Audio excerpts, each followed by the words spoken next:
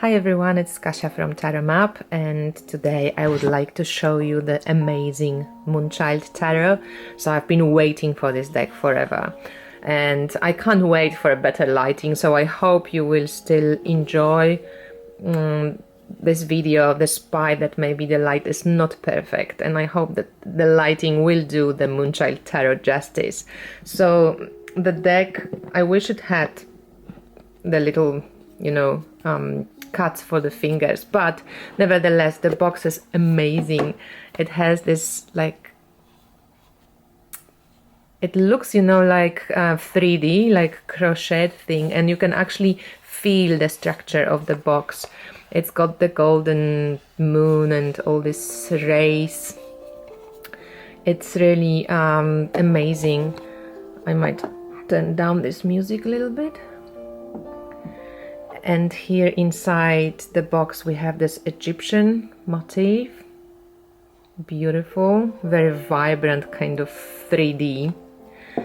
And here we have You Are the Dance of Light and Shadow. So this is the box. It feels good.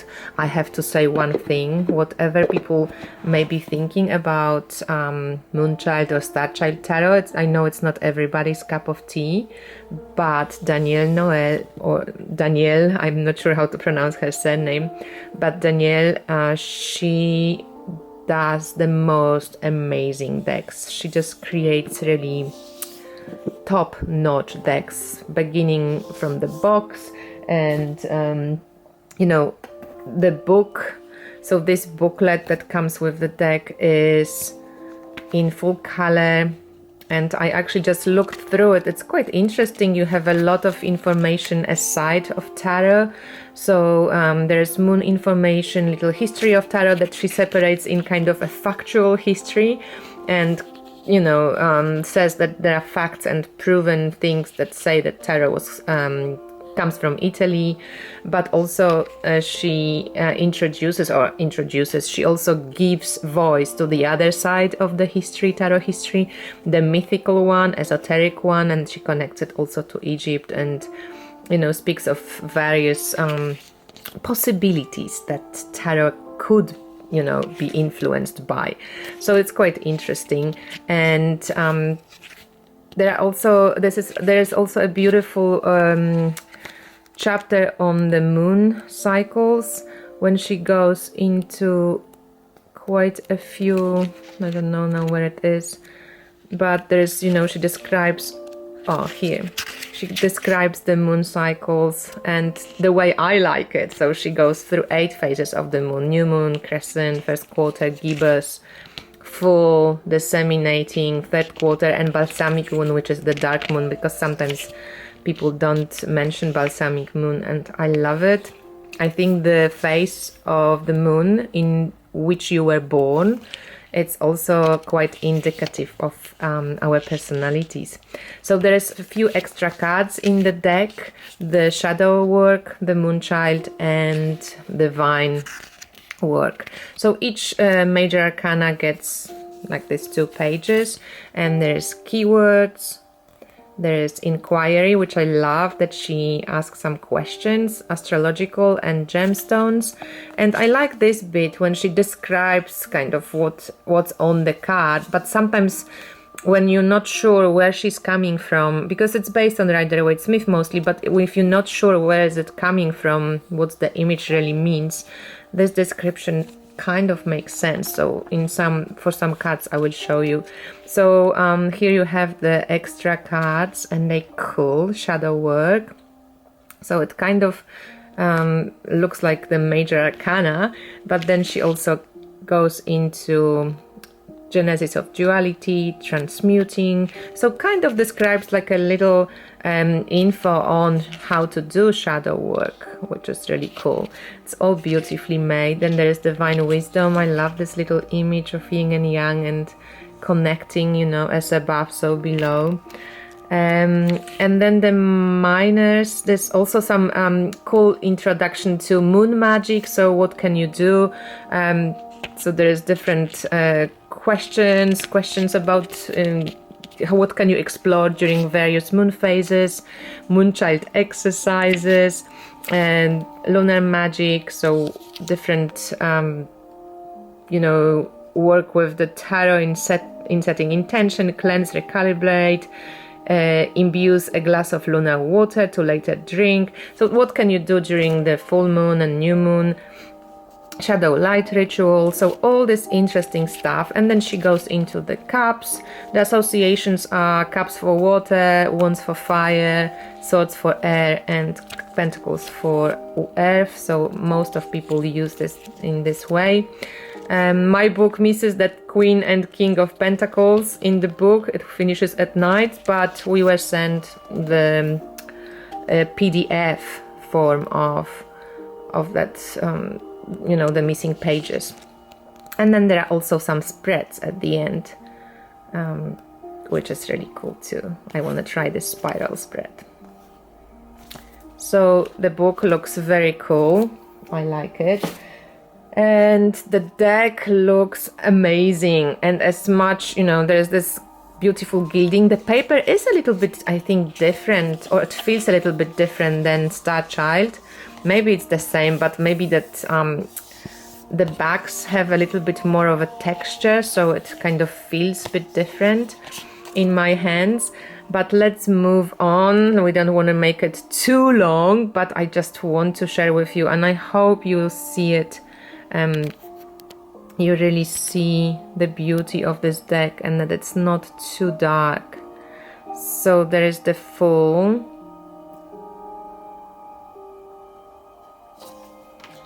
the Magician, not my favorite, just reminds me too much of Star Child, I think. It's a very kind of Star Child Magician.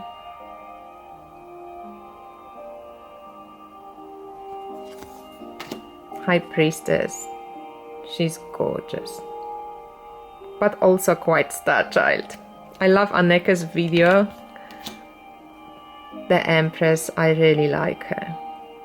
Finally, not an empress, you know, that needs to be a businesswoman with big boobs and big belly or whatever. I love the triple goddess kind of association with her as well. It's beautiful. The Emperor. Quite like the coloring of this deck. It's really beautiful. The Hierophant. What I love about this one, I don't know if you can see properly, but you don't know if it's a woman or a man. It's just this cosmic being, you know. And underneath that cloak you have starry skies and, you know, like galaxies. So it's pretty cool for a Hierophant. I quite enjoy the look of it. The Lovers, beautiful. I love this Chariot. How cool is this chick? Come on. Love this color. It's very like striking. So it's really gorgeous. The Strength, kind of balancing. The Hermit, very Star Childy, a little bit too Star Childy for me, but I can understand. It seems like an inner temple, you know, like it's in the temple and it's going out of this inner kind of exploration, but a very Star Child kind of image. So I do wish the images were a little bit more vintage-like. I loved the first draft of the deck with the little cream borders. This one Moonchild became a little bit more Egyptian influence, but I think that's what Danielle is into. So yeah, we just have to, you know, I love when there is this vintagey people used, and I wish she kept it throughout the deck, because in some ways you might say it's inconsistent in what she depicts, because sometimes there are vintage figures and sometimes you get, you know, figures like this Magician and it's much more kind of Star Child like. So anyway, Justice is gorgeous. And here you have much more modern figure. But the Hangman, it's dark, it's quite nice. Beautiful Death, there's scars, there's moth, there is snake, mushrooms, you know, it's definitely initiation, transformation. Temperance is like this angelic figure. devil. I love the color. So it's mostly snake. There's some like devil-like figures and like little kind of, I don't know, queens or protective. And we can actually take a look maybe. Let's just see how the book shows this little description here. So the devil hides its face behind our destructive human traits and the self-inflicted tendencies that feed our internalized shame, guilt and fear. In this image we see the ancient archetypes of this key that have become pervasive within a collective memory and shadow. So she doesn't really describe much of the symbols used here. But it's bondage, entrapment, temptation, ego, oppression. What am I clutching onto that needs to be released? What inner healing can I focus now? Because in some of the deck cards she describes a bit more of these symbols that she uses, or she describes what's on the card, but not in this one so much. Tower is pretty cool. The star, quite beautiful. The moon. See, I like this. It's lovely. Then the sun, very happy. I like that there's two people. It's more a kind of a bow towards the Marseille style sun. Anubis for the judgment. I can work with it, but not my favorite judgment. And the universe. I like when the universe has 4 elements, because I often think of the universe as completion and wholeness. Here we don't have it, but she kind of holds that whole complete ball, like the moon, in her hand, so we can somehow maybe play off this one. And these are the extract 3 cards. So this is the shadow work, which is stunning. There's this divine wisdom, which is like the middle of the box and also the cover of the book. A little bit different, but similar. And then there is Moonchild. So these cards are described in depth in the book. And then we have 4 aces. And they're gorgeous. So that Ace of Cups, stunning. Ace of Wands, Ace of Swords, and Ace of Pentacles. Can't go wrong with these guys. 2s. So we have 2 of Cups, 2 of Wands. So very Rider-Waite-Smith in a way.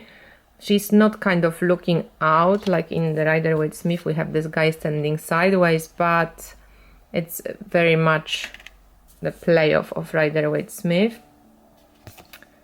2 of Swords, quite dark. I like the look of it, but I wish the swords were kind of crossed, because I like the crossed swords.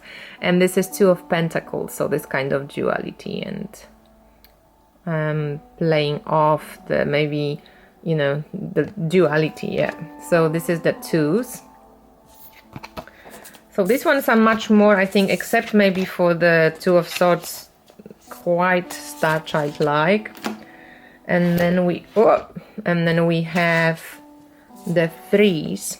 So 3 of Pentacles, cooperation, kind of celebration, love it.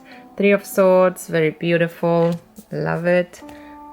3 of Wands, they looking out, very Rider-Waite-Smith. And 3 of Cups, happy times. So 3s are quite cool, but I'm going to leave the 3 of Wands just to show you the 4s. And the 4 of Wands and 3 of Wands, I think they're quite like very similar, different coloring, and maybe that the moon is kind of like a gate. Here the 4 of Wands, also 2 women holding hands, you know, peepish, right? And then we have more 4s. This is gorgeous. The 4 of Pentacles, I like it. It's like, I don't know, like the skin is coming off her. It's hard to say, I have to read up on it. And then we have Four of Swords, very kind of quite traditional, and Four of Cups, which I love the most. And I wish, you know, the figures were kind of kept in a similar style, so vintagey, and this is much more Starchild, right? But I love the coloring, so I don't mind. I prefer this deck, I think, to Starchild because of the darker palette. So Five of Pentacles, Five of Swords, which I read, and she kind of won all those swords, but now she has to kind of sit with her consciousness, you know. Three sisters that kind of each has a competitive kind of attitude. Each has something different in the heart. I read about this in the book. So that's when I came from, like, you know, sometimes she describes what she's showing on the picture, so you can get an idea, because I was thinking Five of Wands, like, why, you know? And then she describes that deep in their hearts, they, you know, have all different agenda. And here we have Five of Cups. So the fives. And again, you know, the more vintagey look, I like it much more. This is very kind of Starchild. The sixes, we have Six of Pentacles, very Starchild. Since Six of Swords, Six of Wands, and Six of Cups. So if we want to just spread them like this, quite Starchildish. Maybe this one is the most vintagey of all. The rest, it's quite Starchild like. And then we have the sevens. So Seven of Pentacles. I love this Seven of Swords. So cool. Love, love, love it. And then Seven of Wands. There's a little figure right here, or is it? Yeah, there's a little figure. And then Seven of Cups, very pippish, and I love it. I wish she did the more pippish kind of minors, or something like, you know, that. And then we have Pentacles. So there is Eight of Pentacles, Eight of Swords, Eight of Wands, and Eight of Cups, which is pretty stunning image. But I just wish she ran the other way, away from the cups, because in the book she describes that she's kind of ready to let the cups go, but for some reason the little figure is running this way. So let's imagine that she's going to jump and go somewhere. So the eights, and then we have the nines. So Nine of Pentacles, I remember this card from IG. Very Sufi-like. I love this Nine of Swords. See, that kind of vibe. I would love to see more. Nine of Wands. And again, I wish that was more of a vintagey person sitting here. I like this. Nine of Cups. Very cool. So, you know, like, it seems just a little bit inconsistent in the style. But, yeah. Nevertheless, like, seriously, a stunning deck. Stunning. And then Ten of Pentacles. I love that this is Stonehenge. It's very cool. Ten of Swords, also amazing. Ten of Wands. That's okay. And then Ten of Cups. Just the colors are like really beautiful, and the feel of the deck, the touch. And now quickly I just show you the pages. So this is Page of Cups, Dreamer, Page of Wands, like offering kind of this fire, Page of Swords, I like this, like I'm thinking, and Page of Cups, I mean Pentacles reaching for the coin, you know, that's pretty cool. The Knight of Cups, it's the only knight with the horse, it's pretty stunning actually. And then we have Knight of Wands, so maybe he wants to be everywhere, you know, like Knight of Fire. Knight of Swords, maybe also quite a lot of ideas. And then Knight of Pentacles, more steady dude. queens are amazing. Queen of Cups, so beautiful. And there's elemental associations. Queen of Wands, Queen of Swords, and Queen of Pentacles. She's lush. So how stunning is that? And then we have King of Cups, King of Wands, King of Swords, and King of Pentacles. It would be a little bit difficult to read directionally with this deck, as we can see all of the people are looking towards the past in a way. Bit easier maybe with the Knights, they kind of facing different directions, but the Kings and Queens are very kind of static in a way. Okay, so this is the whole deck. And let's just check quickly. I haven't shuffled it yet, so let's just see how it shuffles and if we can riffle shuffle it. That's the question. Can we riffle shuffle it? Oh, it's still a bit tough, but yes, it works. So it can be shuffled this way as well. Can be shuffled overhand.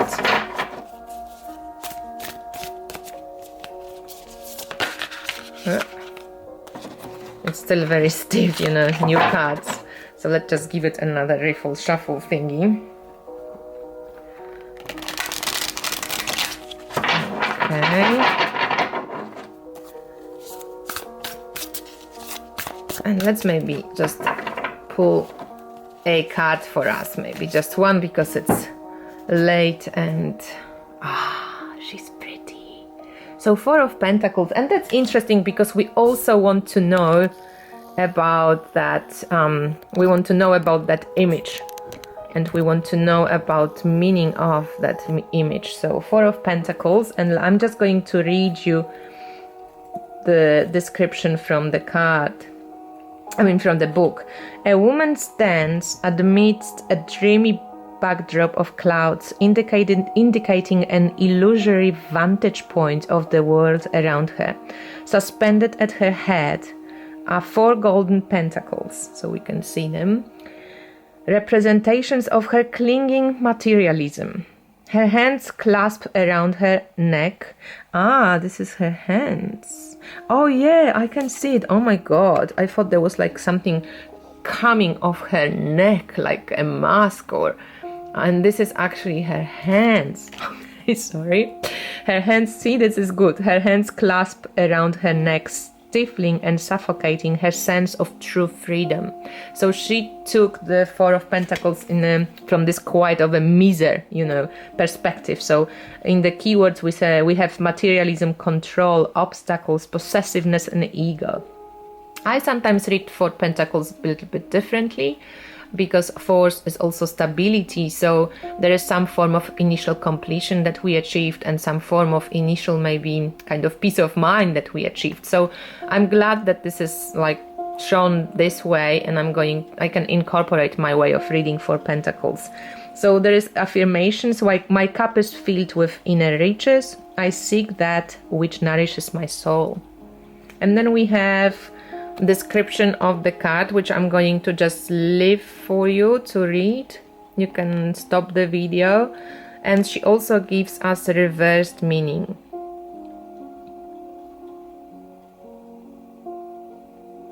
So I'm glad we pulled the Four of Pentacles for this deck, because I think in a way it's a very lush, very lush, very beautiful, very kind of gold, it feels like kingly deck. So it suits the Four of Pentacles in this way.